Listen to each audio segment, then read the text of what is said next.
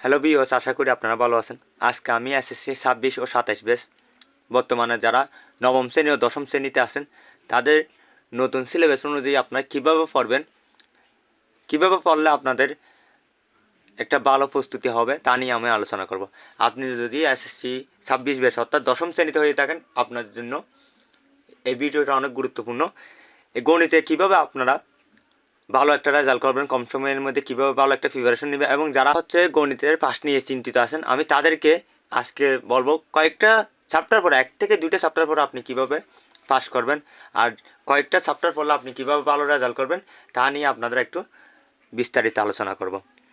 আমাদের দুটো অংশ থাকবে, একটা হচ্ছে বহু নির্বাচনী আর একটা হচ্ছে লিখিত অংশ। বহু নির্বাচনের মধ্যে 30টা বহু নির্বাচনী থাকবে, 30 মিনিট সময় থাকবে। আর লিখিত অংশের মধ্যে আপনাদের দুইটা অংশ থাকবে, একটা হচ্ছে সৃজনশীল প্রশ্ন আর একটা হচ্ছে সংক্ষিপ্ত প্রশ্ন। সৃজনশীল প্রশ্নের মধ্যে আপনাদের 8টা সৃজনশীল থাকবে, 5টা সৃজনশীল উত্তর দিতে হবে। সংক্ষিপ্ত প্রশ্নের মধ্যে 15টা প্রশ্ন থাকবে, 15টা থেকে আপনাদের 10টা উত্তর করতে হবে।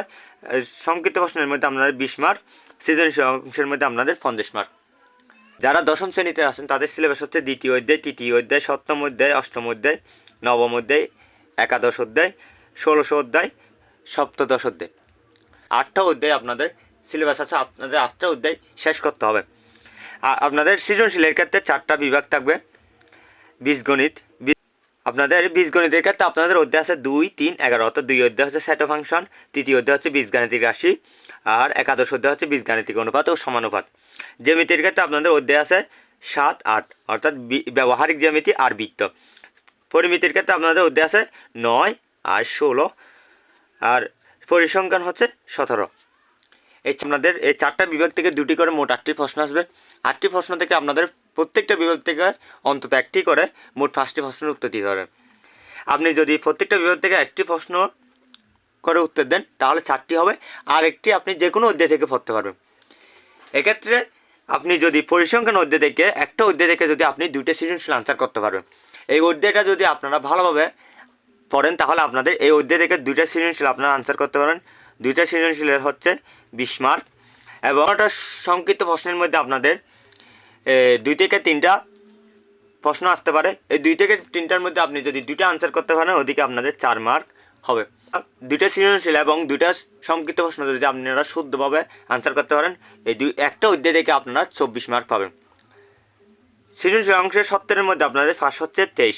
তাহলে আপনি একটা অধ্যায় যদি ভালোভাবে ক্লিয়ার করেন তাহলে আপনার পাস মার্ক উঠে যাবে। এর পাশাপাশি বীজগাণিতিক রাশি, যেটা বীজগাণিতিক রাশি আছে, এই অধ্যায় থেকে প্রতি বছর সৃজনশীল প্রশ্ন আছে, এবং সেট ফাংশন অনেক সহজ একটা অধ্যায়। এই 2টা অধ্যায় পড়লে আপনারা 1টা থেকে 2টা সৃজনশীল কমন পাবেন। আর জ্যামিতি অংশের মধ্যে আপনাদের ব্যবহারিক জ্যামিতি আর বৃত্তের মধ্যে কয়েকটা সম্পাদ্য আছে, ওগুলো একটু পড়তে পারেন। বেশিরভাগ ক্ষেত্রে জ্যামিতিতে ভয় লাগে, সেজন্য আমি বলবো অন্ততপক্ষে আমরা বৃত্তের কয়েকটা উপপাদ্য আর সম্পাদ্যগুলো, পরিবৃত্ত, বহির্বৃত্ত, অন্তর্বৃত্তগুলো একটু দেখে নেবেন। ত্রিকোণমিতি ও পরিমিতি অংশ থেকে আপনারা ত্রিকোণমিতি অংশটা একটু ভালো করে দেখতে পারেন। আর যদি আপনি ত্রিকোণমিতি না পারেন পরিমিতি অংশটা দেখতে পারেন। আপনি যদি বীজগাণিতিক অংশ থেকে আপনি যদি 2, 3, জ্যামিতি অংশ থেকে 8 নম্বর অধ্যায়, আর পরিমিতি থেকে যদি ত্রিকোণমিতি অথবা পরিমিতি যে কোনো অধ্যায় শেষ করেন, পরিসংখ্যানটা আপনারা খুব ভালোভাবে গুরুত্ব দিবেন। বহু নির্বাচনী, চলো আমরা এখন বহু নির্বাচনী নিয়ে আলোচনা করি। বহু নির্বাচনীতে থাকবে 30 মার্ক। এই 30 মার্কের মধ্যে আপনাদের 30টা সঠিক উত্তরের আনসার দিতে হবে। 30টা সঠিক উত্তরের মধ্যে আপনাদের বীজগাণিতিক অংশ থাকবে 12 থেকে 15টা। তাহলে এই যে বীজগাণিতিক অংশটা আপনাদের জন্য খুবই গুরুত্বপূর্ণ।